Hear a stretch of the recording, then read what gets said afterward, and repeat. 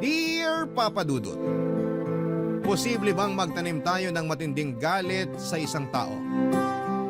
At posible rin bang hindi natin matutuhang magpatawad? Kasi kung oo, sa palagay ko ay deserve ng taong ito na hindi ko siya patawarin habang nabubuhay ako. Hindi niyo ako masisisi kung umabot ako sa puntong yon. Bilang anak na sobra-sobra ang respeto at pagmamahal sa magulang, ang hirap lang tanggapin na isa sa kanila ang nagtulak sa akin para kamuhian sila. Pero bago ko ipagpatuloy ang kwento ko ay pabati muna ng isang magandang tanghali sa mga katulad kong avid listener ng Barangay Love Stories. Aksidente lang talaga yung pagkakadiskubre ko sa programa ninyo, Papa Dudut. Gusto ko lang talagang mag-browse online tapos ay nakita ko ang isa sa mga istorya ninyo na naka-upload sa YouTube. Dahil sa na-curious ako sa caption ay pinakinggan ko yon. Hindi ko namalaya na natapos ko na yung kwento at doon na nga nagsimula ang pagkahilig ko sa pakikinig ng BLS. Hindi ko lang akalain na magpapadala ako ng sulat sa Barangay LS at umasa na sana'y mapili ninyo ang sulat ko na itampok Papa Dudut. Tawagin niyo na lamang po ako sa pangalang Dayanara, 34 years old at taga-Pasay. Nagtatrabaho ako sa isang hotel bilang housekeeping supervisor at meron na akong asawa. Sa Pasay rin talaga kami lumaki ng kapatid kong si Ricky na sa ngayon ay nakasampa na sa barko at nagtatrabaho bilang isang kusinero. Ang kwentong ibabahagi ko ay magsisimula noong 2013 kung saan ay nakatanggap kami ng balita tungkol sa tatay naming tripulante na na-injury sa barko. Nabalian siya ng binte at balakang matapos madulas noong kasagsagan ng malakas na bagyo sa kinakaroonan nila. Kaya naman napilitan siyang umuwi para magpagaling. Matagal-tagal na ring seaman si Papa, simula pa lang nung pinanganak ako ay sumampa na talaga siya sa barko. Siya lang kasi ang nagtatrabaho sa amin. Marami silang pangarap ni Mama at isa na nga doon yung makapagpatayo ng malaking bahay dahil nangungupahan lamang kami noong araw. Natupad naman yon pero hindi pa ito tapos gawin noong maaksidente ang tatay ko, Papa Dudut. Kaya nga hindi matanggap ni Mama ang nangyaring pansamantalang paghinto ni Papa sa pagtatrabaho dahil mas lalong matatagalan nang matapos ang pagpapagawa ng bahay namin, Papa Dudut.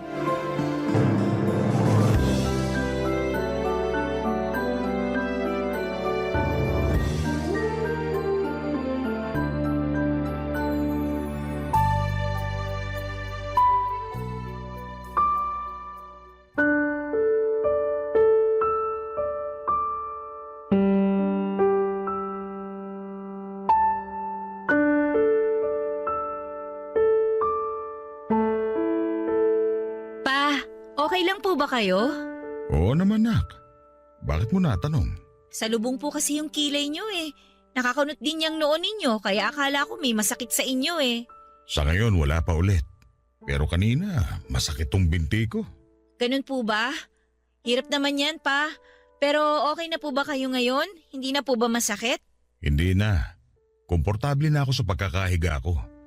Kanina kasi hinaharap ko yung gusto kong posisyon kaya medyo napagalaw ako. Wag na po muna kayong gumalaw masyado para mabilis kayong gumaling. May bali pa yung balakang ninyo pa. Hindi lang po yung binti ninyo ang problema. Oo nga eh.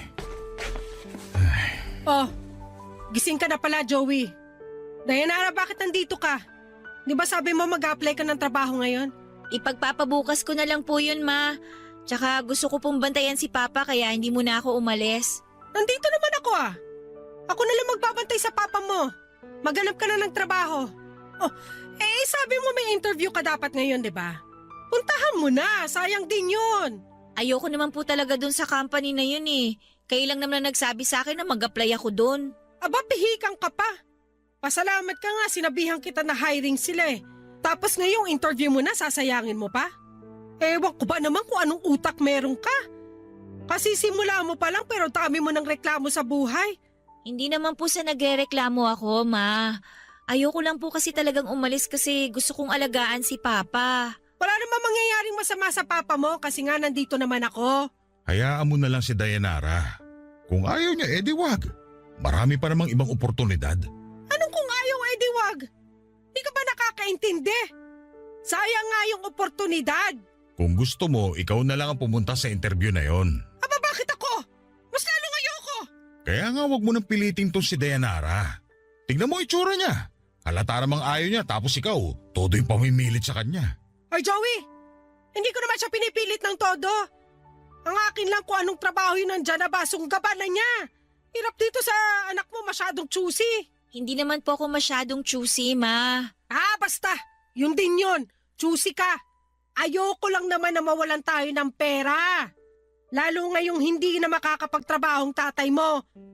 Kaya nga habang meron pa tayong ginagastos, pinaghahanap na agad kita ng trabaho. Ano ba plano mong gawin sa diploma mo? Itago sa baul? Aba sana hindi ka nalang nag-aral. Sumusobra ka na, Salve. Anong sumusobra dun? Nagsasabi lang naman ako ng totoo. Hindi ganyan ang pagsasabi ng totoo. Dahil hindi mo na iniisip yung kapakanan at mararamdaman namin ng anak mo. Masyadong walang preno yung bibig mo. Kung nasasaktan ka pala sa mga sinabi ko, sana hindi mo hinayaan ang sarili mo na maaksidente. Hanggang ngayon, sana nandun ka pa sa barko at nagtatrabaho. Ma, tama na po. Ano ba? Sige! Pagkampihan kayo ng papa mo. Kakampihan ko po talaga si Papa kasi grabe na kayo eh. Sa palagay niyo ba gusto ni Papa yung nangyari sa kanya? Kaya nga aksidente eh. Walang may gusto at hindi rin inaasahan. Pero kayo kung makapagsalita, parang wala kayong pakialam kay Papa. Sa sweldo lang niya kayo may pake. Nak, hayaan mo na mama mo. Ganyan na siya kahit noon pa. Anong ibig mo sabihin, Joey? Na mukha akong pera? Parang gano'n na nga. Ay, lintik talaga kayo mag-ama. Diyan na nga kayo. Pinaiinit yung ulo ko. Pa, bakit namang ganun si Mama? Hindi ba niya naiintindihan yung sitwasyon? Ewan ko, nak. Pakiramdam ko tuloy wala akong silbi kasi nandito ako sa bahay natin. Nakaratay. Imbis na sana nagtatrabaho ko para may maipadala sa inyo. Wala po kayong kasalanan pa. Kaya huwag niyo sisihin ang sarili niyo. Pag gumaling po kayo, makakabalik na naman kayo sa pagtatrabaho. Doon na lang po muna tayo mag-focus sa pagpapagaling niyo. Papadudot kung ilalarawan ko si Mama ay masasabi kong may pagkabagastos siya. Mahilig din siyang magbida at magyabang sa mga kaibigan niya ng mga bagong gamit na binibili niya mula sa sweldo ni Papa. Tapos kaming mga anak ay madalas na tinitipid niya.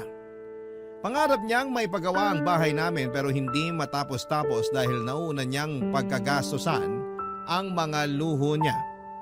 Hindi lang sila isang beses nag-away ni Papa dahil sa pagiging waldas niya.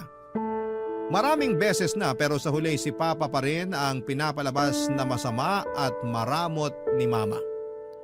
Kabaligtaran naman ang ugali ni Mama ang kay Papa. Nuknukan ang tipid yon sa sarili pero napaka mapagbigay pagdating sa amin. Kaya nga nung nalaman niya na tinitipid kami ni Mama, sa akin na niya pinapadala ang allowance namin ng kapatid ko noon sa school at sa bahay. Bagay na ikinainit ng ulo ng nanay namin. Galit na galit siya at sinabing wala raw tiwala si Papa sa kanya. Kaya naman muling binalik sa kanya ni Papa ang pagpapadala ngunit may mga kondisyon. Kasama na roon ang pag-iipon nila ng pera sa bangko na gagamitin pampuhunan sa negosyo pag umuwi na si Papa sa Pilipinas. Kaya lang nagkagulatan na lamang noong nalaman naming walang laman ang bank account nila at hindi rin may paliwanag ni Mama kung bakit nagkaganon. Papadudot.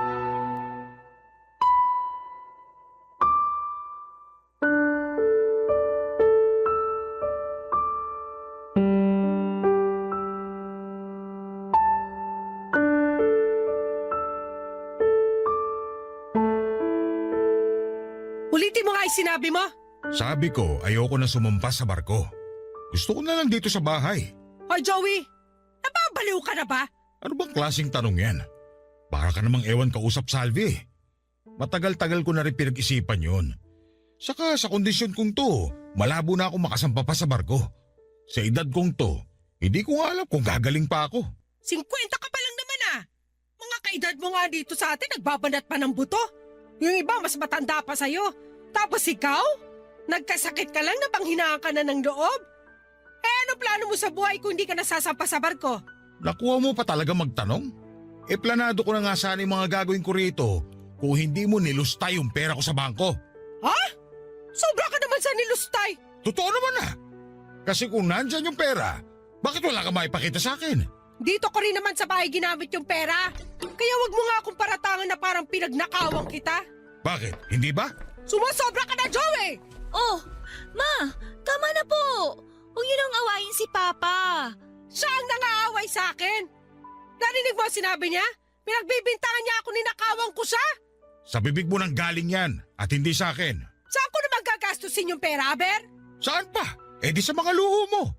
Sa mga mamahalin mong bag, damit at mga alahas. Huwag mo pakialaman yung mga yon. Regalo ko yon sa sarili ko. Bakit hindi mo na lang kaya ibenta yung mga yun para may pakinabang naman? Bakit ko naman gagawin yon? Para magkapera tayo. Lalo na ngayon na hindi na ako sasampa ulit sa barko.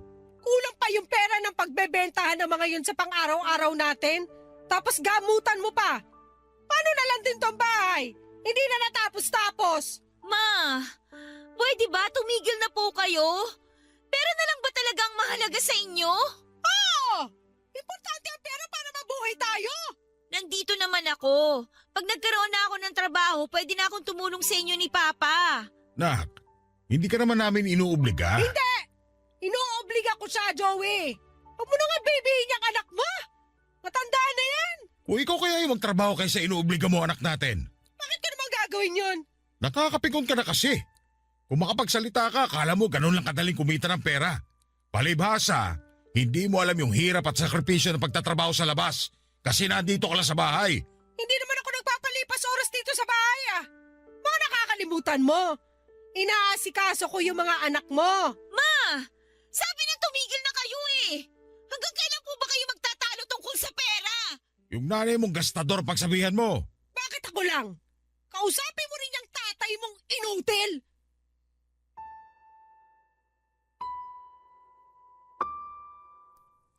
Papa Dudut, nalulungkot ako sa nangyayari sa pamilya namin. Lalo na sa mga balikat ko na atang ang mabigat na tungkulin na buhayin sina Mama at Papa. Nagsisimula pa lamang ako noon sa paghahanap ng trabaho pero grabe na yung pressure. Hindi rin nakakatulong, Papa Dudut, ang laging pagreklamo at pagtatalak ni Mama kay Papa. Awang-awa na ako sa tatay namin dahil lagi siyang sinasabihan ni Mama na walang silbi at inutil. Hindi ko lubos maisip kung bakit may ganong kasamang ina at asawa. Sa kabilang banda ay nagsika pa rin ako para makapag-apply ng trabaho. Kahit naman papaano ay may last pay pa si Papa na nakuha niya sa pinagtatrabahuhan niya. Kaya yun muna ang ginamit naming panggastos. Pero syempre kung anong higpit namin ng sinturon ay siya namang waldas ni Mama. Para siyang mababaliw kung hindi siya makakabili ng gusto niya. At kapag sinasaway siya ni Papa ay binabalik niya rito ang sisi at pinamumukha naman niya na kasalanan nito kung bakit kami gipit sa pera at naghihirap kami ng dahil kay Papa. Barangay Love Stories. Barangay Love Stories. Papa Dudut, dahil nagsisimula pa lamang ako sa trabaho ay hindi ganong kalaki ang sweldo ko. Kaya nga natuto akong mag-budget para mapagkasya lamang ang kinikita sa mga pangangailangan namin sa bahay. Kasama na doon ang allowance ng kapatid ko sa eskwelahan na noon ay graduating na rin at para din sa gamot ni Papa. Kaya nga pag wala na akong maibigay kay Mama na extra money ay naghihimutok siya sa akin at pinagsasalitaan ako ng hindi maganda. Halimbawa na doon ay yung tinitipid ko raw siya, hindi ko na siya mahal at maramot daw ako sa kanya. Papa Dudut, masakit para sa akin na makarinig ng mga salitang ganon mula pa mismo sa mama ko. Inaasahan ko kasi na maintindihan niya ang sitwasyon namin pero maling-mali ako. Kung tutuusin ay hindi naman kami umabot sa puntong wala na kaming makain. Meron pa naman. Pero sadyang mapili lang si Mama sa pagkain at gusto niya laging masarap na katulad daw ng mga napapanood niya sa TV o nakikita sa social media na kinakain ng mga kumare niya. Kaya nga tuwing sweldo ko ay binibilhan ko siya pero ni minsan ay hindi siya nagpasalamat.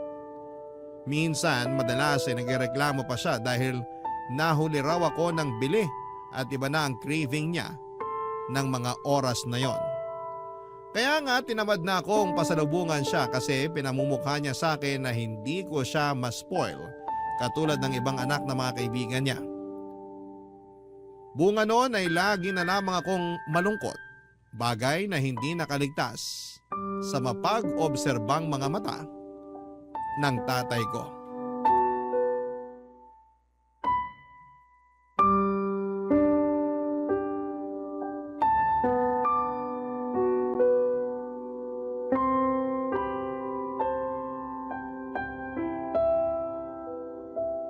Kumusta ka naman sa trabaho mo, anak?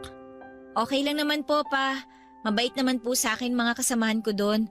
Tinuturuan nila ako kapag hindi ko alam yung gagawin. Tsaka lagi nila akong pinupuri kapag nagagawa ko ng maayos yung trabaho. Lalo tuloy akong ginaganahan na pumasok. Naalala ko, may ganyan din akong kasamahan sa trabaho. Bale, boss ko siya. Lagi niya akong pinupuri kapag maayos ang trabaho ko. Kahit pareho kaming lalaki, nalalambingan talaga ako sa kanya. Pero sa totoo lang, hindi lang naman siya sa akin ganun. Kasi mabait din siya at mahilig mamuri ng iba pa naming kasamahan kaya nga kahit mabigat yung trabaho namin napapagaan dahil maayos yung makitungo. Sabi ko na nga be, importante talaga na maayos yung mga kasamahan mo sa trabaho para maging maayos din pakiramdam mo habang nagtatrabaho. Oo, nak. Kaso, sigurado mamimiss niya kayo kasi hindi na kayo sasampa sa barko. Oo, pero sabi niya sa akin nung isang beses na nagkausap kami sa cellphone, bibisitahin niya ako rito sa bahay pag dumaong na raw ulit dito sa Pilipinas yung barko nila. Ganun po ba? Ayos yun. Para naman kahit po papano malibang kayo habang nagpapagaling. Ay, sa totoo lang, nalulungkot pa rin ako sa nangyari sa akin. Naisip ko kung hindi ako na-aksidente, baka kahit papano makapag-extend pa ako ng kontrata sa barko bago ako tuluyang magretiro. Kasi naman yung nanay mo kung sabihan ako ng inutil at walang silbi, akala mo kung sino? Minsan gustong sumama ng loob ko sa kanya kasi nga ang tagal ko rin nagpakahirap sa pagtatrabaho sa barko. Tapos siya gastos dito, gastos doon lang ang ginagawa. Oh, kita mo, pati yung inaasahan kong ipon sana niya mula sa mga padala ko, wala rin nangyari. Ewan ko nga po ba kay mama kung bakit siya nagkaganon. Ang hirap na niyang kasama dito sa bahay. Wala siyang ginawa kundi magsisigaw tsaka magparinig sa atin. Nasasaktan ako kapag pinaparinggan ka niya at sinasabihan na masasakit, anak. Kung ako kahit papano nasanay na sa kanya, pero naaawa ko sa'yo. Natitiis ko naman po pa. Pasok sa isang tenga, labas sa kabila. Para hindi ko masyadong damdamin. Pero kahit na, ayoko masanay ka na ginaganon ng sarili mong ina. Si Salvi talagang kailangan magbago.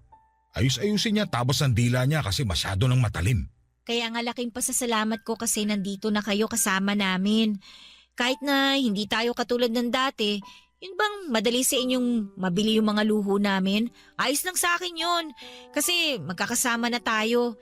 Tutuparin pa rin naman natin yung plano yung negosyo. Kasi talaga pong pag-iipunan ko yun pa. Talaga, anak? Opo pa. Kaya nga po magpagaling talaga kayo. Salamat pero ayoko nang isipin mo yun. Baka lalo ka lang kasi mabigatan Ikaw na nga lang gumagastos dito sa bahay. Saka ikaw na rin nagbibigay ng allowance sa kapatid mo. Malapit na rin naman po siyang gumraduate. Nag-uusap na kami na pagtutulungan namin ang gastusin dito sa bahay para hindi ako mahirapan. Kaya ako na pong bahala sa negosyo nyo. Basta dapat pangako nyo sa akin na magpapagaling kayo, ha? Oo naman, nak. Salamat kasi kahit wala man akong maraming pera, meron naman akong mababait na mga anak. Para sa akin, kayo ng kapatid mo ang yaman ko na hindi matutumbasan ng kahit magkanong halaga. Mahal na mahal ka namin pa. Masaya talaga kami na magkakasama na tayo ngayon dito sa bahay. Kaya sana kahit na ano pong sabihin ni Mama, huwag niyo po masyadong damdamin ha. Hindi totoo yung mga yun. Gayahin niyo na lang ako pa. Pasok sa isang tenga, labas sa kabila. Sabi ko naman sa'yo, sanay na ako. Pero pag naiinis ako sa kakatalak ng nanay mo, parang siya yung gusto kong palabasin sa bahay natin. Mabuti pa nga po. Ikaw ha, suportado mo ako. Hindi lang po suportado pa. Kakampi niyo pa ako. Papa Dudut, hindi ko na napigilang maglabas ng sama ng loob kay Papa, pero hindi para ipamukha sa kanya ang tulad ng mga sinabi ni Mama. Thankful kami ng kapatid ko na ligtas si Papa at kasama na namin siya. Kung tutuusin ay matagal-tagal na rin siyang nagtatrabaho sa barko bago nangyari ang aksidente. Maraming birthday namin ang kapatid ko na wala siya at maraming Pasko rin na malayo siya sa amin. Kaya kahit papaano ay may comfort at saya rin na kasama namin siya sa bahay ngayon. Mahal na mahal ko si Papa. Siya ang madalas kong kausap pagkagaling ko sa trabaho at kahit na anong late ko nang umuwi dahil sa heavy traffic ay naaabutan ko pa rin siya sa sala habang nasa wheelchair niya at naghihintay sa akin. Minsan ay doon na siya nakakatulog kaya naaawa naman ako. Lagi niyang kinukumusta ang araw ko at pinakikinggang mabuti ang bawat detalye ng mga kwento ko. Nakikita ko sa mga mata niya na sabik siyang malaman ang nangyari sa buong maghapon ko. Pangit man yon o maganda. Kaya nga pagkatapos kong magkwento sa kanya ay gumaan ang dibdib ko. Lumipas ang 1 taon ay nakagraduate na rin si Ricky at 2 na kaming naghahanap buhay sa pamilya. Kahit paano ay may katuwang na ako sa responsibilidad, kaya bahagyang gumaan ang mga dala-dala ko. Kung may nagpapabigat man ulit nito ay walang iba kundi si Mama at ang walang katapusan niyang pagrereklamo. Minsan papadudot na pag-usapan namin nila Papa at Ricky kung wala na ba talagang pag-asa na magbago si Mama. Kung umakto kasi siya akala mo ay pinagdadamutan. Siya na nga yung walang trabaho sa amin, siya pa rin yung pinaka magastos. Kaya nahirapan din kaming mag-ipon ng kapatid ko dahil laging nangihingi si Mama. Hanggang sa nagdaan pa ang 9 na taon, meron akong inanunsyo sa bahay na agad na kinontra at tinaasan ng kilay ng nanay ko.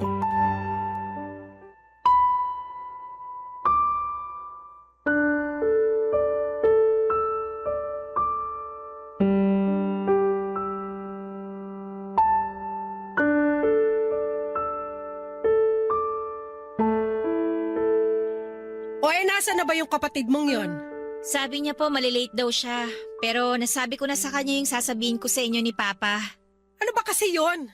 Bakit kailangan kausapin mo pa yung kapatid mo? May kinalaman ba siya rito? Meron po. Kasi miyembro siya ng pamilya natin. Tungkol saan ba yung sasabihin mo, Nak? Ano po kasi, Pa? Ano nga? Pa-suspense ka naman eh. Tumahimik ka nga, Salve. Napakadaldal mong babae ka. Nagsalita ang tahimik ko, no? Oh, mag-aaway pa kayong dalawa? Sabihin mo na kasi yung sasabihin mo. Sinasayang mo lang ang oras ko eh. May pupuntahan pa kami maya-maya ng mga kumari ko. Ma, aalis na naman kayo? Oo. Ayoko rito sa bahay natin kasama yung pilantod mong tatay. Kaunti na lang talaga mahampas na kita ng tungkod ko. Sige, subukan mo. Baka pilayan pa kita lalo. Pa, wag na po kasi kayong pumatol.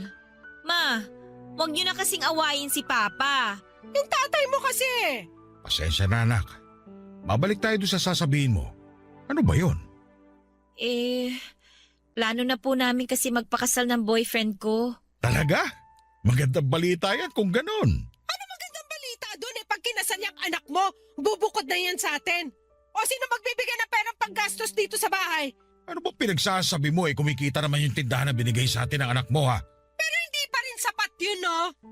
Sa dami ba naman ng mga umuutang sa tindahan na pagkahirap-hirap singilin, madalas pa akong abunado dyan kaysa tumubo kaya wala rin kwenta. Anong ibig mo sabihin?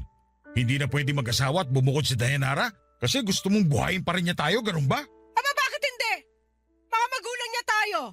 Kaya dapat lang na siyang bumuhay sa atin. Baliw ka ng babae ka. Baliw na akong baliw pero ayoko! Hoy Dayanara, paano na kami ng papa mo? Kita mo namang maliban sa pagtao niya sa tindahan natin hindi na nakakapagtrabaho yan dahil sa kapansanan niya. Tapos gusto mo pa kaming iwanan dito sa bahay? Pero 33 na po ako. Gusto ko na po magkaanak at bumuo ng pamilya kasama yung boyfriend ko. Bakit kasi biglaan naman yung pagdedesisyon nyo ng ganyan? Ano pong biglaan? Inabot na nga po ko ng ilang taon bago kami naging desidido talaga eh. Pinagpaliban na namin to ng husto, kaya sana naman po pagbigyan nyo na kami. Tama ang anak mo. Napapanahon na rin naman para bumukod siya at magkaroon ng sariling pamilya. Kaya huwag mo na siyang pigilan.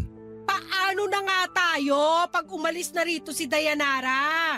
Mabubuhay naman tayo kahit bumukod siya. Hindi ako mabubuhay sa kakarampot na kita ng tindahan natin, Joey!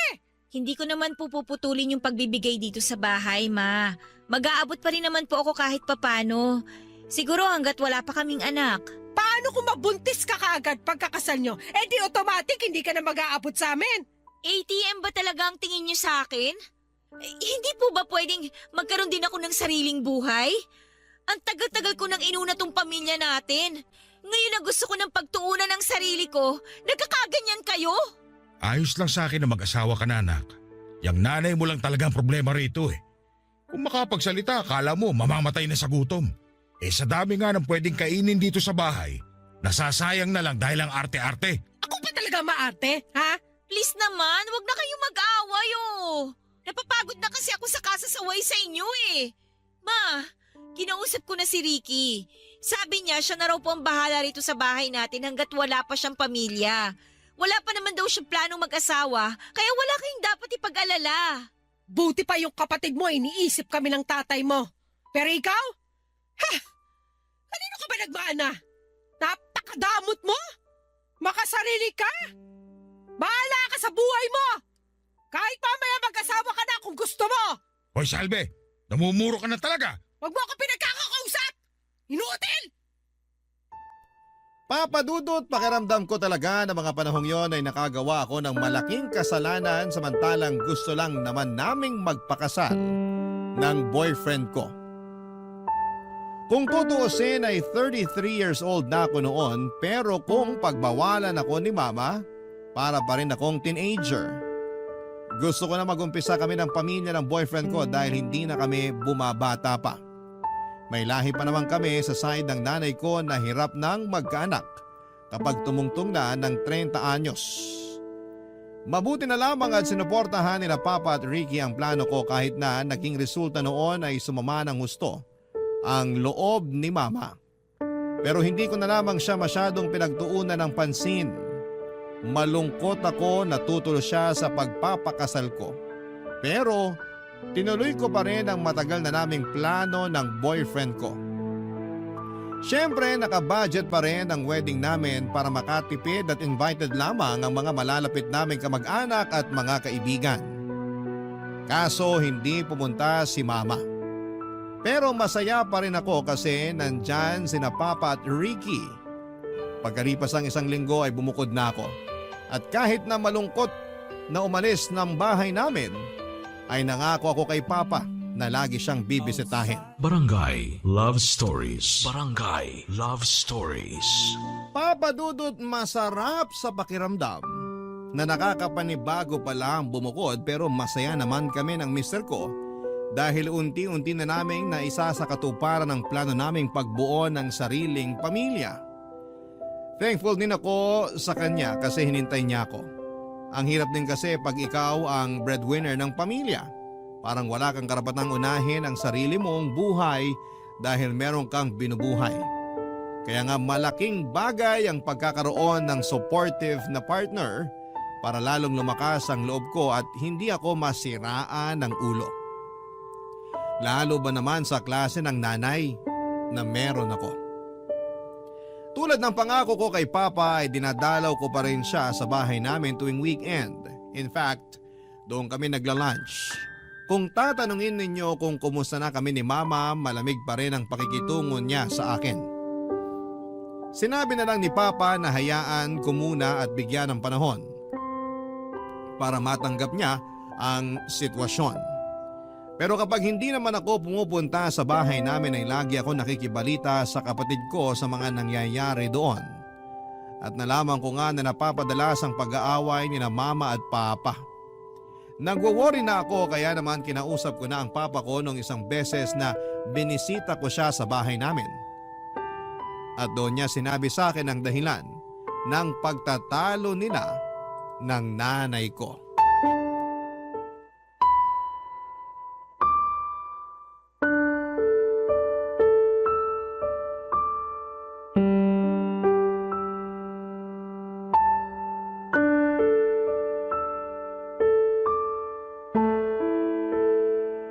Totoo po ba yung sinabi niyo, Pa? Oo, nak. May ibang lalaki ang mama mo. Huling-huli ko siya na madalas niyang kausap sa cellphone. Base sa kwento ng mama mo, mayaman daw yung lalaking nakilala niya sa kasino. Kasino? Nagkakasino si Mama? Oo. Kaya pala madalas nawawala yung benta namin sa tindahan kasi pinasusugal niya. Pero hindi naman po marunong magsugal si Mama. Saan po siya natutong magkasino? Malamang sa mga kumare niyang masamang impluensya. Pero napaisip ako baka matagal na rin niyang gawain yun. Pakiwari ko simula pa lang nung nagtrabaho ko sa barko. Kaya nga wala siyang maipakitang pera sa bangko pag uwi ko. Hindi naman po siguro. Kasi madalas niya nung pagkagastusan mga mamahaling gamit niya. Pero wala na yung mga yun ngayon. Ano pong ibig niyong sabihin? Binenta niya na lahat para may maipangsugal siya. Katulad ngayon, wala siya rito sa bahay. Malamang nandun yun sa kasino. Grabe naman po si Mama. Tapos nakuha niya pa man lalaki. Ibig bang sabihin nun, pinamumukha niya sa akin na kayang-kaya niya akong palitan dahil lang ganito ako? Hindi naman po siguro, Pa. Hindi naman nagbagong tingin sa akin ng mama mo simula nung mapilay ako.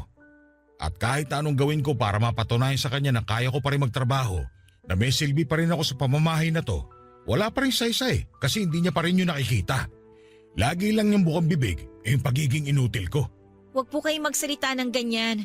Lalo na't hindi niyo naman po ginusto yung nangyari sa inyo. Tsaka, kahit may kapansanan kayo, masipag pa rin kayo, Pa. Sa totoo lang, bilib nga po ako sa inyo eh. Kaya huwag niyo pong pagsasalitaan ng masama ang sarili ninyo. Hindi ko lang mapigilan kasi nahihirapan na akong tiisin ng nanay mo. Imbis na tulungan niya ako para maging mabuti yung nararamdaman ko, dinadagdagan niya pa yung bigat sa dibdib ko. Buti na lang, nandiyan kayo ng kapatid mo. Kasi kung nagkataon na kaming dalawa lang ng nanay niyo, baka nasiraan na ako ng ulo. Tapos ngayon, dinagdagan niya pa yung atraso niya sa akin sa pagkakaroon ng ibang lalaki. Hindi na talaga siya nahiya sa akin, anak. Tama kayo. Sobra na si Mama sa mga ginagawa niya. Hindi na niya binigyan ng kahihiyan ng pamilya natin. Tapos binastos pa niya ang kasal ninyo. Hayaan niyo pa. Kakausapin ko siya pagdating niya. Baka mag-away lang kayo, nak. Mag-aaway po talaga kami kasi hindi nakakatuwa yung mga pinaggagawa niya. Iniisip ko lang na baka lalong mapalayo loob niya sa'yo pag nalaman niyang sinumbong ko yung panlalalaki niya. May karapatan naman po kaming malaman yon kasi mga anak niyo kami. Isang buong pamilya tayo kaya dapat alam din namin ang mga nangyayari sa inyo. Hindi naman porke bumukod na ako eh. Wala na po akong pakialam sa inyo dito. Siyempre, nag-aalala po ako sa inyo. Lalo na ngayon na gumagawa pala ng kalukuhan niya si Mama. Ay, ewan ko ba sa mama mo? Hindi ko na alam kung anong gagawin ko sa kanya. Nasasaktan ako pero mas lamang yung pagod ko na pakisamahan yung ugali niya. Kaya hindi ko na lang di siya kinokompronta. Kaya siguro iniisip niya na ayos lang sa inyo yung ginagawa niya dahil hindi kayo nagsasalita. Pero ako nang gagawa nun pa. Kakausapin ko si Mama at kung kailangan na makarinig siya ng mga hindi magagandang salita, hindi ako mangingimi para naman magtanda siya. Nakakapagod na siyang intindihin. Puro na lang problemang dala niya sa pamilya natin. Papa Dudut, hindi ako makapaniwala na meron pa palang ilalabas na mas masama ang ugali ni Mama nang malaman ko mula mismo kay Papa na may ibang lalaki siya. At hindi na siya nahiya dahil dinadala pa raw niya ang lalaki niya sa pamamahay namin. Wala namang magawa si Papa dahil lumpo siya. Kahit na nakakalakad siya sa tulong ng wheelchair at tungkod niya, mabibilang lang sa daliri ang mga hakbang na magagawa niya nang hindi siya napapagod. Sa loob kasi ng 10 taon ay hindi naman tuluyang gumaling ang baling binte at balakang niya. Kaya naman, nakadagdag-dagok yon sa pagsasama nila ni Mama. At dahil napuno na ako ay agad kong kinumpronta si Mama tungkol sa sumbong ni Papa sa akin. At nakakagulat lang na buong pagmamalaki niyang pinatotohanan sabay sabing ginagatasan lang naman daw niya ang lalaki niya. Dahil kulang daw ang perang binibigay namin sa kanya, kaya niya nagagawang kumabit. Kinilabutan ako sa katwiran ni Mama dahil napakabaluktot. Tapos ay hindi ko akalain na magagawa niyang gumamit ng ibang tao makuha lamang niya ang mga bagay na gusto niya. Para na niyang binenta ang dignidad niya kapalit ng pera. Ang sakit-sakit sa parte ko bilang anak na wala akong magawa sa kalokohan ng mama ko. Tapos mas doble yung sakit dahil harap-harapan niyang iniiputan si Papa sa ulo. Kaya nga nung napuno na ako sa kanya ay tinakot ko siya na pwede namin siyang idemanda dahil kasal siya pero may kinakalantaring iba. Sa kabila ng lahat ng napag-usapan namin ay hindi niya pa rin tinigilan ang pakikipag-ugnayan sa lalaki niya. Isang araw, isang pangyayari ang aktwal kong nasaksihan sa bahay namin nang dumalaw ako doon, Papa Dudut.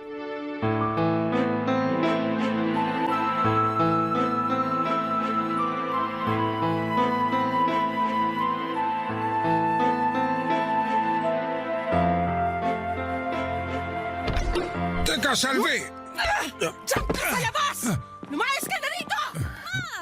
Bakit niyo tinulak si Papa? Pa, ayos lang ba kayo? Ayos lang, nak. Medyo masakit lang tong balakang ko. Aalalayan ko na po kayong tumayo. Sige, anak. Salamat. Aba, biglaan naman ang pagdating mo. Pero buti na rin yun para masundo mo na yung tatay mong pilay. Ang kapal ng mukha mo, Salvi! Mukha mo ang makapal! Naati mo na binubuhay ka ng mga tao sa paligid mo? Wala ka ng silbi sa pamamahay na to kaya lumayas ka na! Bahay ko rin to, kaya hindi mo ako mapapalis! Sa akin nakapangalan ng titulo nito kaya wala kang habol dito! Bakit niyo ba pinapalis si Papa? Dito na kami titira ng boyfriend ko! Boyfriend? Oo! Akala ko ba hiniwalayan niyo na yung lalaking yon? Anong pinagsasasabi niyo na dito na kayo titira? Eh bahay din namin to! Bahay ko lang to! May sarili ka ng bahay, di ba? Tapos sa akin to nakapangalan kaya patitirahin ko yung gusto kong patirahin dito. Kaya magsasama na kami dito ng boyfriend ko. Hindi kami papayag, Ma! Wala ka magagawa. Desisyon ko yon. Total, hiwalay na rin kami ng tatay mo. Hiwalay? Anong pinagsasasabi niyong hiwalay? Nakipag-hiwalay na ako sa kanya. Kasi ayoko na siya makasama sa pamamahay ko. Tsaka hindi ko na siya mahal. Kaya hayaan niyo na lang ako na maging masaya. Gusto niyong maging masaya kahit na maging miserable si Papa?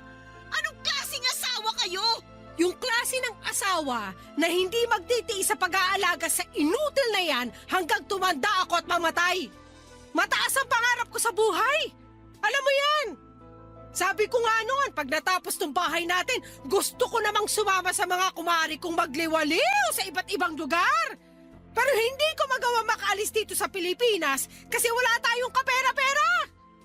Kasalanan lahat to ng tatay mo dahil na-aksidente siya tumigil sa pagtatrabaho. Eh di sana buhay reyna na ako ngayon at hindi taga-alaga ng katulad niyang inutil. Kayo ang totoong inutil! Ano sinabi mo? Ang sabi ko, kayo yung totoong inutil dito at hindi si Papa! Napakabastos mo at walang moda! Kayo yung bastos! Ang kapal ang mukha nyo! Kinain na kayo ng kasakiman nyo para paalisin nyo si Papa! Tapos ang kapal pa ng mukha nyo na sumbatan si Papa at sabihang inutil! Eh kayo nga yung walang silbi eh! Hoy, Dayanara! Hindi kita pinalaking bastos! Mahadera kang babae ka? Masusungal-ngal talaga kita! Anong pinalaking pinagsasasabi nyo? Hindi naman talaga kayo naging nanay sa amin ng kapatid ko! Tsaka, nagpapasalamat ako dahil hindi nyo ako pinalaki! Kasi kung nagkataon, eh dinagmana ako sa pagiging galit ninyo! Itiko mo na yung bunganga mo! Magsama kayo niyang tatay mong inutil! Umalis na kayo sa harapan ko! Mga buwisit kayo sa buhay ko! Mga salot! Papa Dudut, wala na kaming nagawa noong pinaalis kami ni Mama sa bahay. Ayaw na rin namang makisama sa kanya ni Papa kasi pagod na raw siya at nasasaktan sa mga pinaggagawa ng nanay ko. Kaya naisipan kong isama na lamang siya sa bahay namin ng asawa ko. Tapos nung sumunod na araw ay nalaman kong pinaalis na rin ni Mama sa bahay si Ricky. Mabuti na lang at may kakayahan ng makarenta ng sariling mauupahan ng kapatid ko kaya hindi naging problema ang tutuluyan niya. Galit na galit kami kay mama pero mas nangibabaw doon yung mga katanungan tulad ng paano niya nagawa sa amin ang mga bagay na yon. Samantalang kami ang pamilya niya. Ayaw na rin naman siyang ipademanda ng papa ko dahil dagdag gulo lang daw yon. Sinabi rin niya na hayaan na lang namin si mama sa kagustuhan nito. Kaya kahit labag sa kalooban namin ang kapatid ko ay sinunod namin ang desisyon ni papa at nirespeto ang gustong mangyari ng tatay namin. Tuluyan na kaming kinalimutan ng nanay namin, Papa Dudut, at kinalimutan na rin namin siya. Pero lagi pa rin siyang naaalala ni papa kaya madalas siyang malungkot. Wala naman akong magawa para mabawasan ang sakit na nararamdaman niya. Kasi sa tuwing nakikita ko siyang malungkot at palihim na umiiyak, ay nadudurog ang puso ko. Bilang anak, ayaw kong nasasaktan ng magulang ko. Pero wala naman akong magawa para maayos pa ang nasira naming pamilya dahil kay mama. Kaya lang akala ko ay wala nang lalala pa sa sitwasyon. Pero pagkalipas lang ng 2 buwan, ay na-stroke ang tatay namin na naging dahilan para tuluyan na siyang kunin sa amin. Ang sakit-sakit mamatayan ng tatay. Habang sinusulat ko po ito ay naiiyak pa rin ako. Hindi ko alam kung papaano ilalarawan ang sakit. Kulang na lang ay mamatay din ako ng araw na yon. At magpahanggang sa ngayon ay hindi ko pa rin tanggap ang nangyari kay papa. Sinisisi ko pa rin si mama na hindi man lang dumalaw sa burol at libing ng tatay namin. Kaya nga lalong nadagdagan yung galit at hinanakit ko sa puso ko para sa sarili kong ina. Alam ko naman na dapat matutuhan kong magpatawad pero sa ngayon kahit na anong gawin ko ay hindi ko pa rin mahanap ang pagpapatawad na yon sa puso ko. At sa nakikita kong ugali ng nanay namin ay yun bang mas pinagtatawanan niya na wala na talaga siyang pakialam sa amin ng kapatid ko. Sa kasalukuyan, Papa Dudut ay nagpapatuloy pa rin naman ang buhay namin ng kapatid ko. Kinakaya namin ang bawat araw kahit na wasak kami. Nami-miss pa rin namin ang tatay namin at kapag nakakaramdam kami ng kalungkutan ay masasayang ala-ala na lamang na kasama siya ang iniisip namin. Ipinagpapasa Diyos na lang din namin ang karma para sa aming nanay. Hanggang dito na lamang po ang sulat ko, Papa Dudut, at umaasa ako na sana'y mapili po ninyong i-ere sa inyong programang Barangay Love Stories ang kwento ko. Maraming salamat and God bless sa Barangay LS 97.1. Ang inyong forever nakapuso at kabarangay, Dayanara. Dear Papa Dudut, dumanas na ba kayo ng matinding kahirapan sa buhay na ultimo ulam ninyo sa kanin ay asin na lamang? Ako kasi at ang pamilya ko ay oo. Maswerte na nga lang kami kung may asin. Pero kapag nakaluwag at nakapagdilihensya si tatay ng pangulam namin, bumibili siya ng noodles na pinaghahatian naming magkakapatid. Kadalasan 2 pakete lamang yon at kulang na kulang pa sa aming 8. Kaya ang ginagawa ko ay dinadamihan ko ng tubig na pansabaw. At kapag matabang ay inaasinan na lang namin, kaya nga malaki talaga ang pasasalamat ko sa asin. Dahil binigyan nito ng lasa ang matabang at walang kasusta-sustansya naming pamumuhay noong araw. Bago ako magpatuloy sa pagsasalaysay ng istorya ko ay tawagin niyo na lamang po ako sa pangalang Gwen. 39 years old at tubong Teresa Rizal. Pero nasa Taytay na kami nakatira ng mister ko. Pinagkakabalahan namin ang munti naming negosyo na ihawa ng manok at baboy na may tag-1 branch na sa luma at bagong palengke ng Taytay. Tapos magkakaroon na rin kami sa Angono. Masasabi ko na hindi naging madali ang pagpapaunlad ng negosyo namin yon. Bukod sa dugo at pawis ay mahabang pasensya at taimtim na panalangin ang pinuhunan namin, Papa Dudut. Buti na lamang at suportado namin ang mister ko ang isa't isa. Kaya nakakaya namin lahat ng mga pagsubok. Lalo na nga noong nagka-pandemic. Sa bagay, naisip ko na marami-rami na rin akong nalagpasang kahirapan, lalo na nung kabataan ko. Kaya dapat mas matatag na ako ngayong tumanda na ako. Kung babalikan ko ang antas ng buhay namin noon kumpara ngayon ay masasabi ko na malayo-malayo na rin ang narating namin, Papa Dudut. Hindi pa kami mayaman pero hindi na kami sumasala sa pagkain. At higit sa lahat ay hindi na rin kami nag-uulam ng asin. Mag-uumpisa ang kwento ko taong 2003 kung saan ay 18 anyos pa lamang ako at nasa high school, Papa Dudut.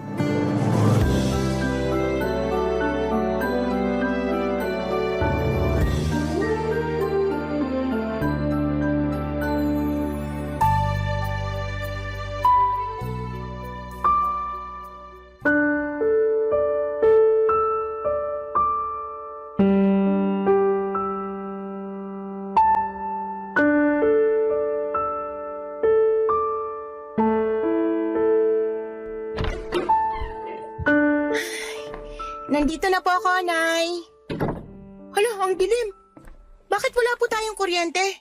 Di na kasi tayo nakakabayad dun sa pinagkakabitan natin, kaya pinutulan na nila tayo. Tiis na lang muna uli tayo sa kandila, anak. Gipit na gipit tayo. May sakit pa kapatid mong sumunod sa'yo. Ay, ang init na naman po nito mamaya. Pero magpapaypay na lang po ako. Salamat, nak. Pasensya ka na. Ay, nga pala, bakit ginabi ka yata? Nag-practice pa po kami ng sayaw para sa presentation namin sa school bukas eh. Nakakapagod nga po. Sakit na ng binti at balakang ko paulit-ulit na lang. Di kasi makuha nung iba kong kaklase yung step eh. Kaya mot. At hindi ka man lang nagpaalam sa amin ng tatay mo. Sana naabangan ka niya at nasundo dyan sa may highway. Alam mo namang delikado eskinita papunta rito sa atin. Biglaan po kasi, Nay. Tsaka ayos lang naman po ako. Buti na lang din walang nagiinuman dyan sa labas kaya dire-diretso ako nakauwi rito. Ay, kamuntik na pala akong habulin ng aso ng kapitbahay nating bruha. Buti na lang di nakatalon dun sa gate nila. Lampa talaga. Eh, kumain ka na ba? Hindi pa nga po. May kanin pa po ba? Oo, pero baka malamig na. Sabawan mo na lang para lumambot. Ay, sige po, Nay. Sakto, gutom na ako. Hala, ano po to, Nay? Literal na sabaw lang? Oo, pero may lasa naman yan. Tinimplahan ko yan ng asin at paminta. Yan lang kasi kinaya natin pang ulam, nak. Pasensya ka na. Parang nakakawalang gana naman po tong kainin. Sana hinaluan nyo man lang kahit talbos ng kamote para may ngunguyain ako. Isasabaw mo naman sa kanin, yun na lang nguyain mo. Saka wala na akong mahihinga ng libreng talbos ng kamote ngayon. Lahat may bayad kulang nga pambili natin. Buti nga may bigas tayo, dyan lang lahat napunta. Ay, dami mo naman reklamo, nak. Sarap na sarap nga dyan mga kapatid mo. Wala naman po kasi silang choice. Magugutom sila pag di sila kumain. Pero sigurado ako na nag-i-imagine ng masarap na ulam yung mga yun para ganahan lang sila. Alam mo namang di nakakapagtinda tatay mo dahil may sakit, di ba? Ikaw ang matanda, ikaw ang dapat nakakaunawa sa sitwasyon natin. Hayaan mo, kapag nakapagtinda na uli tatay nyo at kumita na siya, ibibili ko kayo ng masarap na ulam. Talaga po? Ano po bibili niyong ulam, Nay? Ipag-aadobo ko kayo ng manok o di kaya baboy. Pwede rin nilaga o tinola.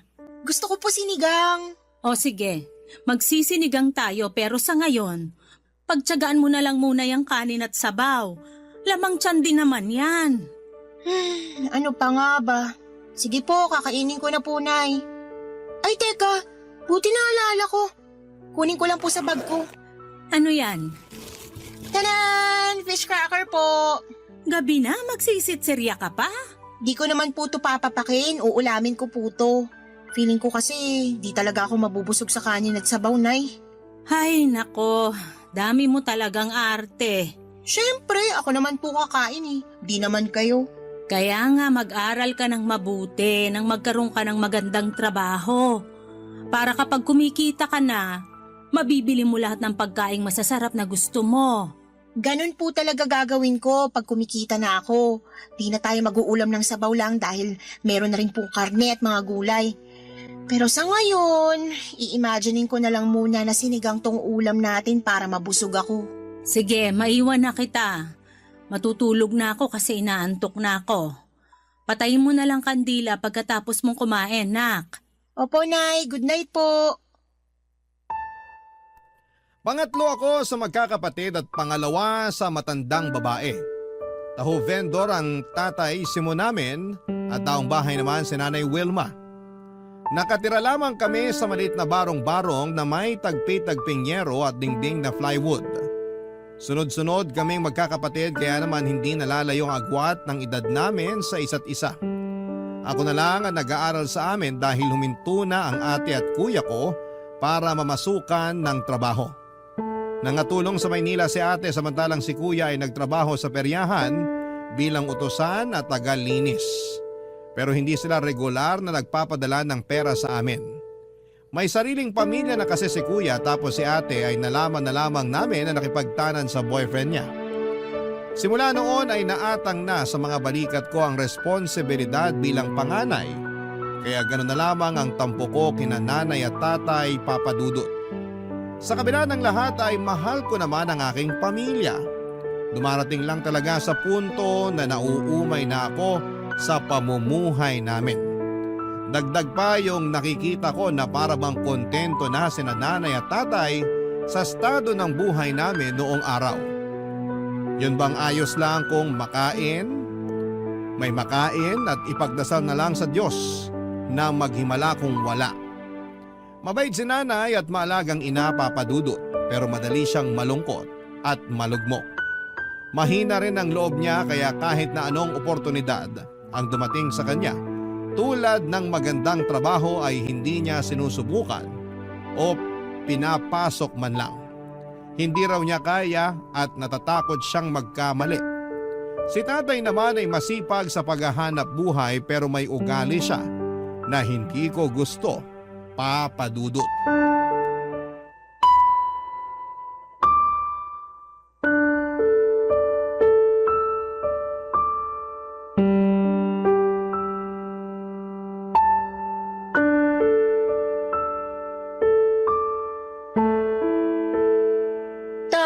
Tama na po yung pag-inom nyo. Nakakalimang bote na kayo ng biri. Lasing na po kayo. Sino may sabi sa'yong lasing na ako? Kaya ko pa maglakad ng diretsyo. Lukuhin nyo lelang nyo. Halos matumba na nga kayo nung naglalakad kayo kanina. Huwag na po kayong tumayo dyan. At bakit mo ako inuutusan? Sino ka ba sa akala mo? Sino ka nga ulit? Si Gwen po, anak nyo po. Anak? Kasi sa pagkakaalam ko, wala akong anak na swail at bastos. Kaya di kita anak. Lumayas ka sa pamamahay ko. Hindi ko naman po kayo binastos. Nag-aalala lang po ako sa inyo kaya pinagsasabihan ko kayo. Tama na po, wag na po kayong uminom, tay. Bitiwan mo nga ako. Aray ko naman po, tay. Masyado ka kasing pakialamera. Masama po ba yun? Kanina pa kayo inom ng inom. Tapos pag nasobrahan kayo, magkakalat na naman kayo ng suka nyo. O bakit? Ano naman kung magkalat ako? Nandyan ka naman para linisin, di ba? Sabi mo, anak kita. Kaya responsibilidad mo na pagsilbihan ako na magulang mo. Gusto nyong pagsilbihan ko kayo, ang tigas-tigas nga ng ulo nyo. Anong sinabi mo? Bastos ka! Nagsasabi lang naman po ako ng totoo. Tsaka, kayo po yung unang nang bastos dyan eh. Tinulak nyo pa ako. Akala nyo ba di masakit? Ang arte mo naman! Di ka naman nabalian ng buto. Saka yan natutunan mo sa eskwelahan. Ang sagot-sagutin ako. Aba, sana di ka na lang namin pinag-aral ng nanay mo. Sana nagtrabaho ka na lang para may silbi ka. Sumusobra na kasi kayo, tay. Ang sakit nyo pa magsalita. Alam mo, kaunti na lang madadago ka na kita. Ay ayoko sa'yo eh. Palasagot ka. Buti pa yung ate mo, mabait sa akin. Pero nasan po si ate? Nakipagtanan sa boyfriend niya, 'di ba? Iniwan niya na tayo. Pinabayaan na tinakasan kasi siguro nagsasawa na siya sa pamilya natin. Ayaw na niyang tumulong sa atin kasi pagod na siyang maghirap kasama natin. Sumusobra ka na, Gwen! Nasasaktan po ba kayo kasi alam niyo totoo sinasabi ko? Pag di ka pa nagtigil, masasampal na talaga kita! Anong nangyayari rito? Bakit ka sumisigaw, Noli? Yan kasing anak mo, balasubas sumagot sa akin. Nagpipigil lang ako pero gusto ko na talagang sampalin. Ano ba kasing sinabi mo sa tatay mo, nak? Eh di yung totoo. Pabida kasi si tatay, laging kinukumpara sa akin si ate pero iniwan naman tayo kasi ayaw na tayo makasama. Tumigil ka na Ako ba talaga yung pabida? Dago ka na kaya kita. Sige po, gawin nyo. Total, dyan naman kayo magaling. Halika rito. Ipapakita ko sa'yo kung saan ako magaling. Pwede ba tumigil na kayo? Yang anak mo ang patigilin mo. Huwag ako. Isa, Wilma. Dadago ka na rin kita. Bakit naman ako nadamay dyan? Umaawat lang naman ako. Damay ka na. Kasi kamukha mo yung bruwang yan. Ano naman pong koneksyon nun? Malaki. Kasi pareho akong nayayamot sa pagmumukha niyo ng nanay mo. Sarap yung pag-untugin mga peste kayo. Mabuti pa, makalayas na sa pamamahay na to. Saan ka pupunta? Basta, malayo sa inyong dalawa. Prangka at masakit magsalita ang tatay ko, lalo na pag nakainom. Kaya nga kahit na alam ko ang bagay na yon ay nasaktan pa rin ako sa mga sinabi niya. Pero hindi rin naman ako yung klase ng tao na mananahimik na lamang pag pinagsalitaan ako ng hindi maganda. Sumasagot ako at nangangatwiran at para sa akin ay walang kinalaman ang mga natutuhan ko sa eskwelahan kasi alam kong agrabyado na ako. At ayoko sa lahat ang iniinsulto kahit na sarili ko pang mga magulang papadudot. Kaya nga suwail at bastos na anak ang tingin sa akin ni tatay. Sa bagay, hindi ko na yon maaalis sa kanya dahil hindi ako ang paborito niya. Ayoko na lang na makipagkompetensya sa ate ko lalo na at hindi rin namin siya mahagilap ng mga panahong yon. Bigla tuloy akong nainggit sa kanya kasi mabuti pa siya. Nakatakas na sa responsibilidad sa pamilya namin. Pero wala naman akong lakas ng loob na gawin ang ginawa niya dahil naaawa ko sa mga maliliit kong kapatid. Sila na lang ang rason kaya nananatili pa rin ako sa bahay namin ng mga panahong yon, papadudot. Barangay Love Stories. Barangay Love Stories. Nang mga panahong yon ay naisip kong tama si tatay sa mga sinabi niya na imbes mag-aral ay maghanap na lamang ako ng trabaho. Ganon din naman kasi yon, pag nakapagtapos ako ay magtatrabaho din ako. Kaya bakit hindi ko na lamang unahan?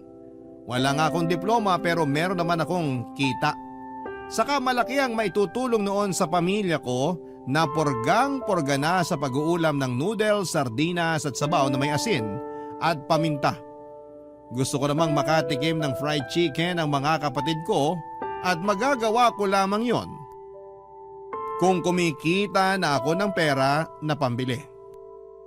Nung una ay sinubukan kong mag-working student pero hindi ko talaga kinaya. Sa uli sinuko ko na lamang ang pag-aaral ko at nag-full-time tendera ng tinapa at ng dilis sa palengke, papadudot. Mababa lang ang sahod ko noon, nasa 250 pesos isang araw. Pero malaking halaga na yon para sa akin.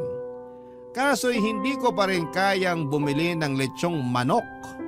Kaya nagtiyaga na lamang kami sa pritong manok per piraso na nabibili sa kanto. Masarap naman kahit puro harina at tumitigas pag malamig na. At least, hindi na asin o noodles ang inuulam namin dahil may nangunguya ng laman ng totoong manok ang mga kapatid ko. Masaya na sila doon kaya masaya na rin ako. At proud din ako sa sarili ko dahil nakakapag-abot na ako ng pera kay nanay ng mga panahong yon, papadudot.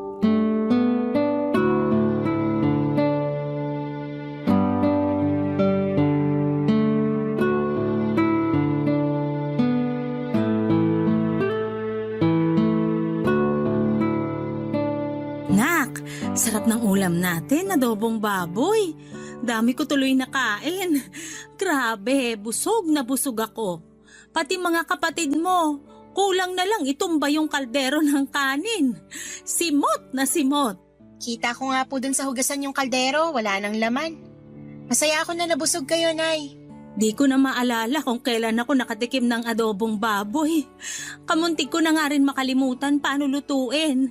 Buti na lang masarap pa rin ang timpla ko. At nung natikman ko nga yung adobo, parang gusto kong maiyak sa sarap. Hayaan nyo, hindi nyo na mamimiss ng matagal yung adobo kasi pag sweldo ko, yan ang uulamin natin. Pangako po yan. Ay, ang bait-bait mo talagang anak. Pero ayos lang ba talaga sa'yo na magtrabaho ka na lang kaysa mag-aral? Opo, ayos lang sa akin kasi masaya ako na nakakatulong sa pamilya natin eh. Anong nakakatulong? Kakarampot nga lang kinikitang mo dun sa trabaho mo. Noli naman, wag mo naman pagsalitaan ng ganyan si Gwen. Ang yabang kasi magsalita niyang anak mo. Akala mo kung sino. Hindi naman kalakihan yung sinesweldo. Orke nakapagbigay lang ng pambigas at pangulam. Mabuti nga po ako may naibibigay pambigas at pangulam. Kayo? Oh, kita mo na. Ang yabang mo magsalita. Nagsasabi lang naman po ako ng totoo, Tay. Kahit na maliit yung kinikita ko, napapakain kong pamilya natin. Pero kayo? Ano ako? Baka nakakalimutan mo. Ako bumuhay sa inyo ng mga kapatid mo. Binuhay nyo kami sa sabaw na inasinan at nilagyan ng paminta. Yun po ba yung pinagmamalaki nyo? Sumusobra ka na talagang babae ka. Ay, Noli, ano ba? Masyado kang madaldal. Bakit mo naman sinampal ang anak mo?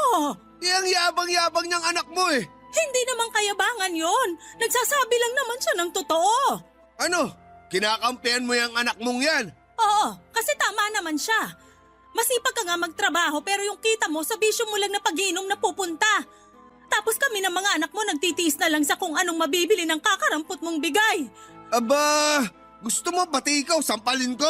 Sige, subukan mo. Talaga? Ako pang hinahamon mo ha? Wag nyo pong sasaktan si nanay. Nagkampihan pa talaga kayong dalawa. Sarap niyong pag-untogin. Pwede ba umalis na nga po kayo? Kanina ayos-ayos namin nag-uusap dito tapos dumating lang kayo para manggulo. Kung ikaw kaya palayasin ko sa pamamahay na to, baka nakakalimutan mo sinong batas dito. Hindi ko po nakakalimutan pero sana umayos naman kayo. Hindi na po tamang ginagawa niyo, Tay. Habang tumatagal, mas bumibigat pagdadala natin sa buhay ng dahil sa inyo at sa bisyo niyo. Hanggat hindi ikaw ang gumagastos sa bisyo ko, wala kang karapatan pagsalitaan ako ng ganyan. Anak lang kita. Tatay mo pa rin ako. Umalis ka na, Noli. Di ba lalabas ka? Ganyan ka naman eh. Pagkagaling mo sa trabaho, lagi kang pumupunta sa mga barkada mo. Aalis talaga ako. Hindi mo na ako kailangang pagsabihan. Pero sana, umalis na rin yung anak mo. Kasi naiirita ako sa pagmumukha niyan. At saan naman pupunta si Gwen? Baka nakakalimutan mo na dito siya nakatira. Di ikaw na lang yung umalis. Tutal, wala ka namang silbi. Anong sinabi mo? Ay, ang hirap sa'yo. Ang hilig mo maglaro ng tanga-tangahan. Kainis, makalis na nga. Iyon ang unang beses na sinampal ako ni tatay kaya magkahalong gulat at galit ang naramdaman ko ng araw na yon. Hindi ko na rin pinigilan ang sarili ko na maglabas ng sama ng loob dahil pakiramdam ko ay sasabog na ako. Para sa akin wala siyang karapatang saktan ako kahit na siya pa ang tatay ko. Pakiramdam ko ay nanliit ako sa mga sinabi niya at nawala ng saysay ang pagtatrabaho ko para sa pamilya namin.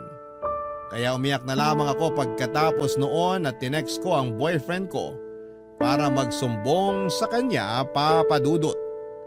Makalipas ang isang linggo ay nag-decide akong umalis na lamang sa bahay namin para makipag-live-in sa boyfriend ko. Masama pa rin kasi ang loob ko kay tatay at nakadagdag sa bigat nang nararamdaman ko yung hindi namin pagpapansinan sa bahay.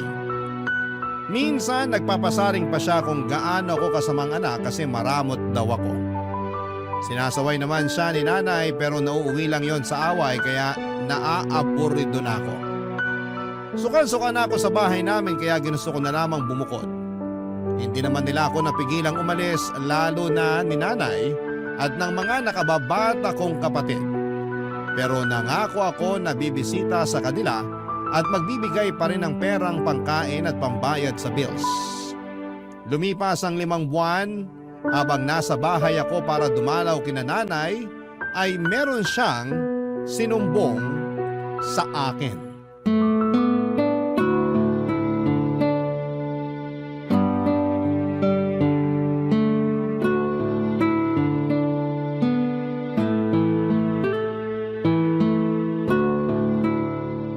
Nay, sigurado po ba kayong ayos lang kayo? Oo, nak. Ayos lang ako. Mukha kasi kayong may sakit kaya nag-aalala ako eh. Ay, wala akong sakit. Pagod lang ako at puyat kaya matamlay ako tingnan. Bakit po kayo pagod at puyat? Siyempre, inaasikaso ko mga kapatid mo. Tapos ako lang naman naglilinis at nagluluto rito sa bahay. Ganun po ba? Sa bagay, pasensya na po kayo kung umalis ako rito sa atin ha. Bakit ka naman humihingi ng pasensya? Siyempre, naisip ko baka masama loob niyo sa akin kasi iniwan ko kayo. Hindi yun ang nasa isip ko, nak. Saka nasa tamang edad ka na para magdesisyon sa sarili mo. Bukod doon, di naman kita masisisi kung gusto mo nang lumagay sa tahimik kasama yung boyfriend mo. Wala kasing kapayapaan tong pamamahay natin. Lalo ngayon na... Na ano po? Wala, nak. Iba na lang pag-usapan natin. Kamusta ka naman? Kayo ng boyfriend mo? Ayos lang po kami, Nay. Pero, curious po ako sa sinasabi niyo kanina. Ha? Wala naman akong sinasabi ah. Meron po. Ayaw niyo nga lang pag-usapan. Ayoko na kasing idamay ka. Problema na namin yun ng tatay mo. Ayoko nang isipin mo. Mas lalo ko po yung iisipin kung hindi niyo sasabihin. O sige. Pero ipangako mong makikinig ka muna sa akin. At kapag sinabi ko na, sana wag mong kamumuhian ng tatay mo. Alam ko may samaan kayo ng loob, pero hindi sana gumatong tong malalaman mo. Depende po, Nay. Hindi ko po may papangako. Gwen naman. Sabihin niyo na po kasi kinakabahan na po ako eh. Sige, sasabihin ko na. Ay, may babae ang tatay mo. Ano po? Totoo po ba yon? Oo, totoo yun. Umamin din naman siya. Paano niyo po nasabi na wag kong kamuhian si tatay? Eh grabe naman po yung ginawa niya. Oo nga. Pero pinatawad ko na siya. Pinatawad niyo? Oo, kasi asawa ko siya, nak. Tatay niyo pa rin siya. Pero kahit na. Ano naman kung tatay namin siya? Bakit niyo hahayaang tarantaduhin niya kayo? Nay naman eh. Siyempre, mahal ko pa rin naman si Noli. Eh kayo ba mahal niya? Kasi kung oo, bakit siya nang bababae? Napakawalang respeto, Nay. Ewan ko ba naman sa tatay mong yun? Kung kailan tumanda, saka nagkaganyan. Akala ko ba nagbago na si tatay pero lalo lang siyang lumala. Huwag ka nang magalit sa tatay mo. Matanda na naman siya eh. Naturingang matanda pero walang pinagkatandaan. Kung kayo kaya niyong di magalit, pues ibahin niyo ako, Nay. Eh baka kaya ganun kasi pangit na ako sa paningin niya. Ano po? Hindi po. Hindi ganun yun, Nay. Naisip ko lang kaya nagawa niyang tumingin sa iba. Sira ulo lang talaga si tatay. Hindi na siya nahiya sa inyo at sa mga kapatid ko. Nagawa niya pa talagang mambabae. Nakakainis siya. Tsaka, huwag niyo nga po siyang ipagtanggol, Nay. Tingnan niyo itsura niyo. Stress na kayo. Nagkukunwari pa kayong di apektado kahit na nahihirapan at nasasaktan na kayo sa ginagawa ni tatay. Ano bang gagawin ko? Alangan namang layasan namin siya ng mga kapatid mo. Sige, saan kami pupunta? Ikaw lang at si Noli ang kumikita sa pamilya natin. Hindi ko kayang buhayin mga kapatid mo, nak. Pasensya ka na kung may mahina kang nanay. Di ko lang po matanggap na ginaganong kayo ni tatay eh. Hindi na siya nahiya. Nakakainis siya. Galit ako sa kanya, Nay.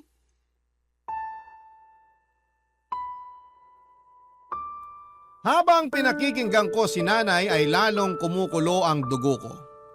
Hindi ko na rin tinago ang pagkadismaya ko kay tatay. Lalo akong nagngit-ngit sa galit dahil sa mga nalaman ko. Hindi na ba siya nahiya? Kasi kung oo, ang kapal naman ang pagmumukha niya. Pero naaawa rin ako sa nanay ko dahil wala siyang magawa, Papa Dudut. Natatakot siya na iwanan ni tatay kaya tiniis na lamang niya ang katarantaduhan nito. Kaya dinamayan ko na lamang si nanay hanggang tumahan siya. Nang gabi ring yon ay dumating ang tatay ko at nagulat siya nang makita ako sa bahay namin. Pero imbes na mainit na yakap at halik, sinumbatan ko siya sa mga sumbong na nalaman ko mula kay nanay. Tapos nauwi yon sa mainit-init na away na may sigawan kasabay noon ang pagpapalayas niya sa akin sa pamamahay niya, Papa Dudut. Iyak ako ng iyak nang ikwento ko sa boyfriend ko ang mga nangyari sa pagdalaw ko kina nanay. Wala rin naman siyang nagawa kaya niyakap na lamang niya ako ng mahigpit hanggang sa tumahan ako. Kahit na magkasama na kami sa isang bubong ay nagkasundo kami na hindi muna mag-aanak dahil mahirap ang buhay. Factory worker ang boyfriend ko at pinasok niya ako sa pinagtatrabahuhan niya. Nangako kami sa isa't isa na mag-iipon ng pera kasi gusto naming magnegosyo. Maswerte ako sa kanya dahil kahit pareho kaming laki sa hirap ay mataas naman ang ambisyon namin. At yon ay ang umasenso sa buhay, Papa Dudut. Barangay Love Stories. Barangay Love Stories. Papa Dudut, bukod sa regular naming trabaho ng boyfriend ko ay sinubukan din naming magtinda ng ulam at pang-almusal na binibenta namin sa aming pinagtatrabahuhan. Tapos, imbes na magpahinga tuwing linggo, ay tumatanggap kami ng mga short order na mga palutong merienda tulad ng spaghetti at pansit. Ginawa namin yon para madagdagan ang income at ang ipon namin. At kahit na nga nakakaluwag na kami, mas naging matipid kami ng boyfriend ko. Hindi po kami tumigil sa pagtitinda para mahanap namin ang negosyong gusto naming i-pursue. Makalipas ang 8 taon, nag-resign na ako sa pabrika at sinimula na ang business naming ihawan ng manok, Papa Dudut. Nagbigay pa rin ako kina nanay ng pera pero laging nakakarating sa kaalaman ko na ginagastos lang yun ni tatay sa bisyo niyang alak at sa pagsasabong. Kaya naman nanatili pa rin hikahos ang pamumuhay ng pamilya namin. Bagay na lalong nagpahirap sa kalooban ko ng mga panahong yon. Nasabi ko na lamang sa sarili ko na ang bigat nilang dalhin dahil nauubos ako sa kanila. Ang hirap nilang tulungan kasi sinasamantala nila ang kabaitan ko. Pero hindi na lamang ako masyadong nag-isip ng masama dahil pamilya ko pa rin naman sila. Si tatay lang naman talaga yung mahirap pakisamahan sa amin dahil nagbago na siya. Wala akong ideya kung gaano kaseryoso ang problema ni tatay sa pagbibisyo niya hanggang sa makarating sa akin ang balitang sinanlan niya ang bunso namin sa kumpare niya para makautang ng perang pansabong. Agad ko namang tinubos ang kapatid ko at kinumpronta ang tatay ko, Papa Dudut.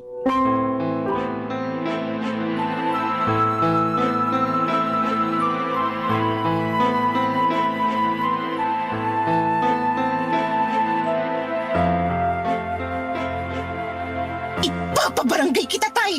Wag, nak! Patawarin mo ako! Paano ko po kayo mapapatawad? Patong-patong ng mga kasalanan niyo sa amin. Una na yung pambababae niyo. Tapos ngayon, dinagdagan niyo pa ng panibagong kasalanan. Anong klaseng ama kayo, tay? Gawain po ba ng matinong magulang yung isang na ang sariling anak ng dahil sa pera? Alam ko namang mali, pero di ko lang talaga napigilan. Anong hindi niyo napigilan? Ewan ko, basta kating-kati kamay ko na makapagsabong.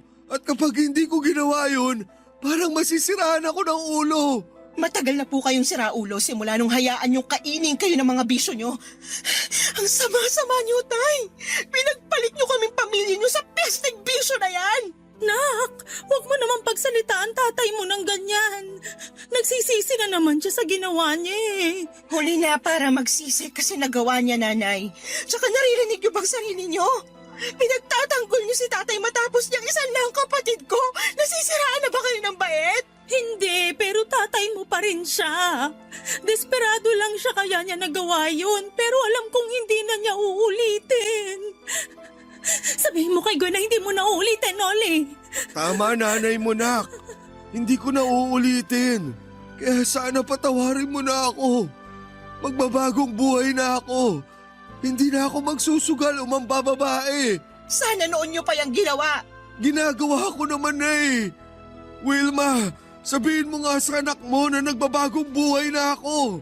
Bigyan mo na ng isa pang pagkakataon ng tatay mo. Maawa ka sa kanya, nak. Ewan ko sa inyo, Nay. Hindi ko maintindihan kung bakit imbis na yung kapatid kong kampihan niyo, katatay pa rin talaga kayo kampi. Baka nakakalimutan niyo. Harap-harapan kayong niloko ng taong yan. Huwag niyong sabihin sa akin na ayos lang sa inyo na iniiputan niya kayo sa ulo. Siyempre hindi, pero matagal na yun. Matagal na nung huling beses na may kinaloko ang babae ang tatay mo. Hindi ko lang sinasabi sa'yo pero nakikita ko, nagbabago na siya.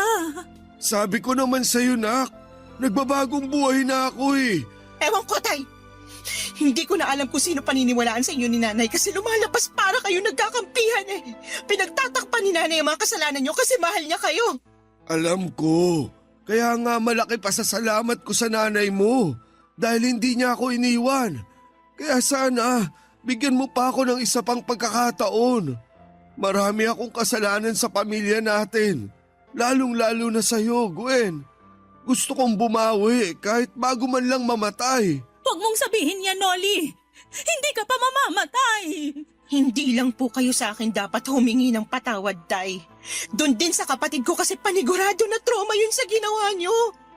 Kaya nga desidido akong ipabarangay kayo. Pero sige, bibigyan ko pa kayo ng isa pang pagkakataon.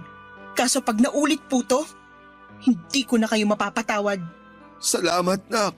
Salamat talaga. Pangako, hindi ko na uulitin.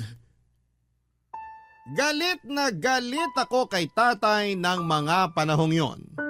Marami akong tanong sa kanya dahil hindi ko lubos maisip na magagawa niya yon sa sarili niyang anak. Wala siyang konsensya at gusto ko siyang turuan ng leksyon sa pamamagitan ng pagpapakulong sa kanya.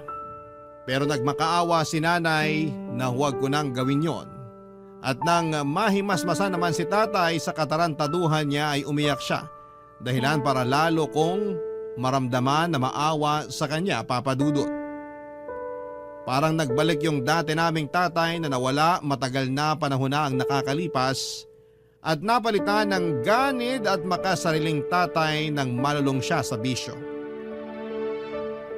Iba talagang nagagawa ng adeksyon. Mabuti na lang dahil natauhan na siya ng mga oras na yon. Pero takot na takot pa rin sa kanya ang mga kapatid ko. Hindi ko naman sila masisisi dahil nakakatroma ang mga pangyayaring yon. Pero pinatunayan ni tatay na gusto na niyang magbago matapos niyang lumuhod sa amin at magmakaawa na patawarin na namin siya. Simula noon ay tinigil na ni tatay ang kanyang mga bisyo at nag-focus na lamang siya sa pagtatrabaho. Bumalik po siya sa pagtitinda ng taho pero naaawa na ako sa kanya kasi matanda na siya para magbuhat ng mabigat at maglakad ng malayo. Kaya nga inalok ko sila ni nanay kung gusto nilang magtindahan para naman kahit nasa bahay lang ay kumikita na sila. Hindi naman sila tumanggi kaya pinondohan ko ang bagong negosyo nila. Unti-unti ay kumita ang tindahan nila nanay kaya naipaayos nila ang bahay namin. Masasabi ko po na nakaahon na kami mula sa kahirapan nang dahil sa aming pagsisikap at pagtutulungan.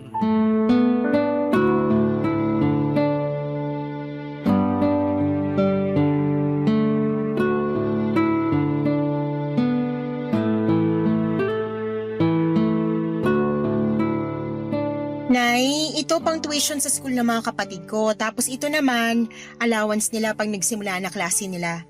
Magbibigay na lang po ulit ako sa susunod na buwan. Naku, nak. Sigurado ka ba rito? Ayos na tong pang-tuition nila. Pero tong allowance, kaya na naming bigay ng tatay mo. Kumikita naman yung tindahan eh. Tama, nanay mo. Itabi mo lang yan. Baka kailanganin mo. Ayos lang po. Nakalaan po talaga to para sa mga kapatid ko, kaya tanggapin nyo na po. Sige, nanay. Nahihiya na kami sa'yo eh. Hindi na namin alam paano ka babayaran yan. Hindi naman po ako naniningil eh. Tsaka, bakit kayo mahihiya? Anak nyo ko, magulang ko kayo. Hindi na kayo ibang tao sa akin. Ang laki na kasi ng naitulong mo sa pamilya natin. Ang dami mong sakripisyo. Pasensya na kung kinailangan mong gawin yun para maiahon tayo sa kahirapan, ha? Nahihiya kami sa'yo. Kasi ikaw na yung tumayong haligi ng tahanan natin. Dahil naging siraulo ako nung araw. Ewan ko ba naman sa sarili ko. Buti na lang, mabait pa rin ang Panginoon. Kasi hindi niya inayaan na masira ko lalo ang pamilya natin. At malaki rin pagpapasalamat ko sa nanay mo dahil hindi niya ako iniwan. Siyempre, mahal kita eh. Pero malapit na talaga kita nun sukuan, kundi ka lang nagbago. Buti na lang di mo ako sinukuan. At ikaw rin, nak. Ang laki ng pagkukulang ko sa iyo bilang tatay mo. Tapos, ang dami ko rin kasalanan. Akala ko nga itinakwil mo na ako. Kamuntik na rin po kung hindi talaga kayo nagbago. Bumigo na kayo doon sa huling kasalanan ginawa nyo, kaya nga namumuro na kayo sa akin, tay. Gwen naman! Pero masaya ako kasi nagbago na si tatay. Ganun pala yun, no? Kusang mawawala yung galit at tampo sa puso kapag natuto tayo magpatawad. Kaya nga po pinapatawad ko na kayo, tay. Huwag nyo na lang po talaga uulitin yung ginawa nyo. Oo naman. Hindi ko na yun uulitin. Ako na mismo magpapabarangay sa sarili ko pag ginawa ko pa yun. Saka siraulo na lang ako kung sisirain ko pa yung pamilya natin. Ngayon pa na bumubuti na pamumuhay natin. Hindi pa po tayo mayaman, pero hindi na tayo hikahos katulad nung araw. Nakakakain na rin tayo ng mga gusto nating kainin. Hindi na rin sabaw na may asin at paminta yung ulam natin. Asensado na tayo kasi masipag at madeskarte ka, Gwen. Tapos nahawahan mo na lang kami ng tatay mo. Hindi ba, Noli? Totoo yun. Hindi lang pala sapat yung sipag. Dapat may diskarte rin. Pagtsatsaga at pag-asa na matutupad yung mga pangarap natin, gaano man yun kaimposible. Kahit mga magulang mo kami, meron din kaming natutuhan sa'yo, nak. Salamat, nak. Mahal na mahal ka namin ng tatay mo. At proud kami sa mga narating mo sa buhay. Mahal na mahal ko rin po kayo. Mahal na mahal ko pong pamilya natin. Masayang masaya ako kasi hindi lang ako ang umasenso sa buhay dahil kasama ko rin dito ang pamilya ko. At kahit na marami pa rin kaming pagsubok na pinagdadaanan, nalalagpasan namin yon dahil sama-sama kami at nagtutulungan. Napakalaki talagang factor na hindi ka lang mag-isang nangangarap sa pamilya. Mas nagiging magaan kasi bawat pasan na responsibilidad kung nandyan ang pamilya mo para umalalay sa iyo, Papa Dudut. Sa kasalukuyan, nandito na kami sa taytay ng asawa ko at kinasal kami last 2022 pero wala pa rin kaming anak magpahanggang sa ngayon. Kaya nga nag-decide na lamang kami na mag-ampon ng batang palalakihin namin at ituturing na sariling anak. Kung pagkakaluban pa kami ng Diyos ng anak ay malugod namin yung tatanggapin at ipagpapasalamat. Hanggang dito na lamang po ang sulat ko at sana'y meron kaming na-inspire at napasaya sa istoryang ibinahagi ko sa inyong lahat sa programang Barangay Love Stories. Maraming salamat po, Papa Dudut, and more power sa inyong istasyon. Ang inyong forever kapuso at ka-barangay, Gwen.